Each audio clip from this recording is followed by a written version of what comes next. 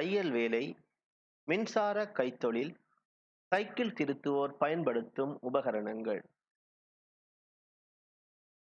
தையல் வேலைக்கு பயன்படுத்தப்படும் உபகரணங்கள்: ஊசி, வரைதல் சில்லு, கத்தரிக்கோல், அளவு நாடா, தையற்பொறி, நூல்.